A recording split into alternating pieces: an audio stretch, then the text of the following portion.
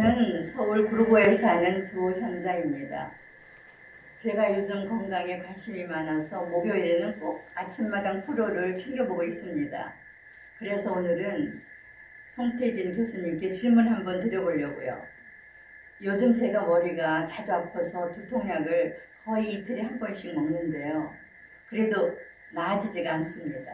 걱정이 되는데 어떻게 할까요? 아, 네. 머리가 아파서 두통약을 굉장히 자주 드시나 봐요. 교수님.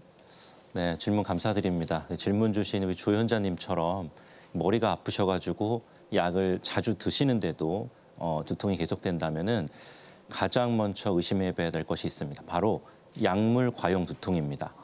그러니까 약을 오히려 많이 드셔서 생기는 두통인 거죠.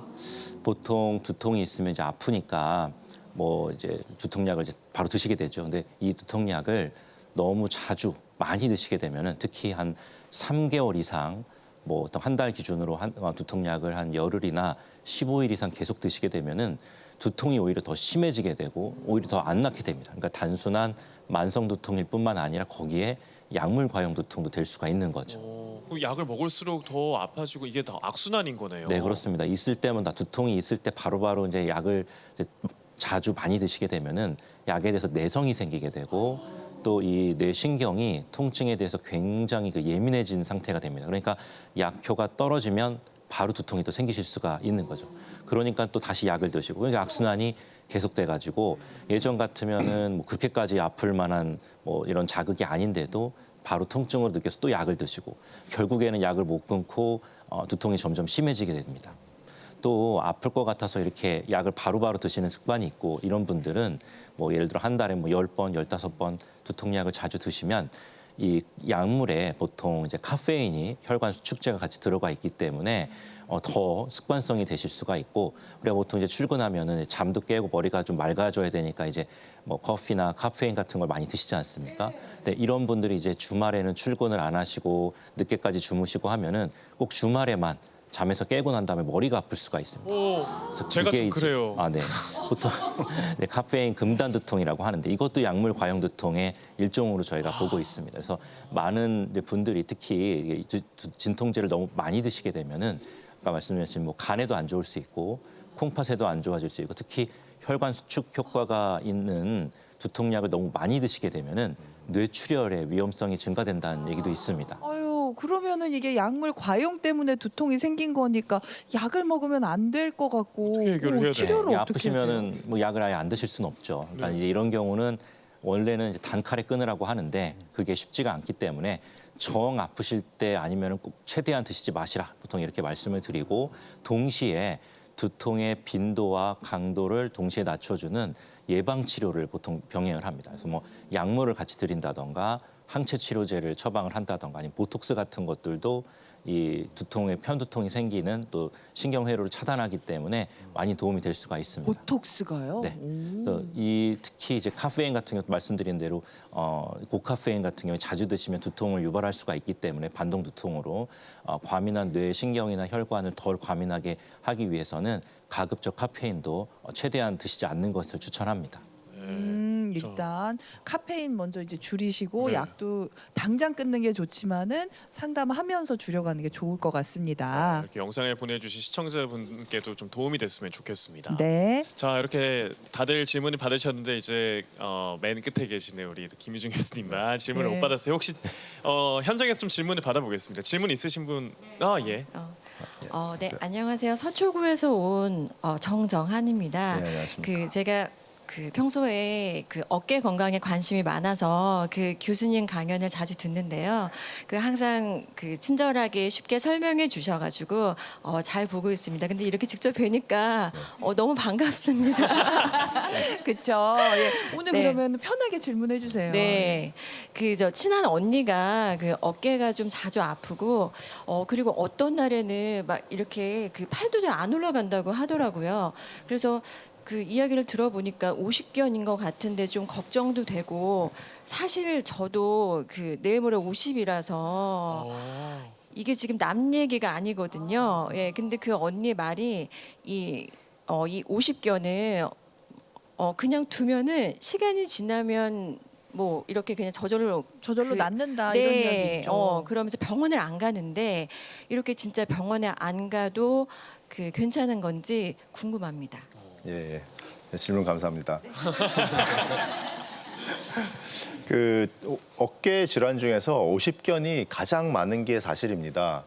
근데 이제 오십견의 정확한 명칭은 유착성 관절낭염이라고 하는데 관절이 얼어붙었다고 해서 동결견이라고도 부릅니다. 물론 50대에 많이 생긴다고 해서 오십견이라고 부르지만은 50대만 생기는 건 아닙니다.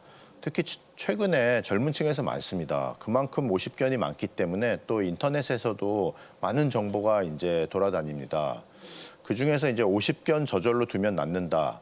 이 말은 이제 어느 정도는 맞는데 그렇다고 병원에 안 가도 된다? 이건 좀 다른 문제입니다. 예, 만약 오십견인 줄 알고 병원에 안 갔는데 나중에 석회화건염이나 회전근개 질환 이런 다른 어깨 질환일 수가 있습니다. 그렇기 때문에 병원에서 오십견이 맞는지 확인을 하시는 게 좋고 또 만약 수술이 필요한 회전근개 파열 같은 경우는 오십견인 줄 알고 병원에 안 갔다가 적절한 시기를 놓치는 수가 있습니다. 그러니까 저절로 낫는다고 병원에 갈지 말지 고민하기보다는 병원에서 정확한 진단과 치료를 받기를 권해드립니다. 이게 뭐 요즘 젊은 사람도 많이 생긴다고 하니까는 이게 오십견이 왜 생기는 거예요? 그게 이제 오십견의 원인은 크게 두 가지로 나눌 수가 있습니다. 그래서 1차성, 2차성이라고 하는데 보통 1차성이라는 거는 명확한 원인 없이 관절에 염증이 생기면서 관절이 굳는 건데 하지만 2차성이라는 거는 1차성에 비해서 다른 병 또는 외상에 의한 합병증인 경우가 있습니다. 그중에 하나는 회전근개 질환이나 석회화건염 같은 어깨 질환이 대표적이고 그 외에도 어깨가 다쳐서 골절이 된다든가 또 뼈에서 염자 같은 걸로 생길 수도 있고 또 수술 후에 합병증으로 오십견이 생길 수도 있습니다. 또 어깨뿐만이 아니고 유방이나 폐암처럼 어깨 주변을 수술하고도 오십견이 생길 수가 있습니다. 그 혹시 그 정정환님 지인분 그 말씀하신 그 원인 중에서 제가 말씀하신 원인 중에 해당되는 게 있나요? 아니요, 그런 얘기 못 들어봤습니다. 네. 그렇죠. 그렇다고 그러면은 보통 이제 원인 없이 발생한 1차성 오십견일 가능성이 높고 그다음에 이제 증상을 들어보니까 이 동통기에서 이제 동결기로 넘어가는 단계인 것 같습니다. 뭐라고요? 동통기요? 동통기, 동결기. 그게 뭐죠? 이 오십견은 이제 병의 진행이 한 세 단계로 나눠지는데 초기에 이제 동통기, 그다음에 동결기, 그다음에 해빙기 이렇게 세 단계를 거칩니다.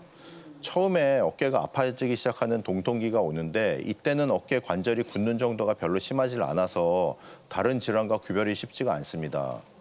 이런 증상이 한 2, 3개월 정도 가다가 이때는 이제 무리한 운동보다는 염증을 가라앉히고 통증을 줄이는 소염제나 근육이완제 같은 약들이 도움이 되는데 동통기를 지나면은 이제 동결기가 찾아옵니다. 이때는 어깨가 얼어붙은 것처럼 이제 팔이 안 올라가고 하는데 이때 이제 병원에 오지 않고 또 이 인터넷에 나와 있는 아픈 것을 참고 꺾어야지 낫는다 이런 또 정보를 잘못된 정보를 보고 저도 본 것 같아요. 예 그걸 정말 따라하는 분들이 있는데 이때는 치료의 목적이 통증을 줄이는 것을 우선으로 해야 됩니다.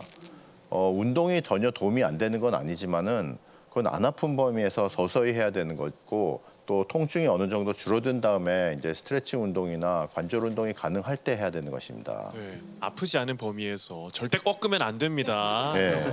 어떤 운동을 좀 해야 될까요? 보통 이제 오십견 운동 여러 가지 기구가 많은데 기구 없이 할 수 있는 간단한 운동도 있습니다.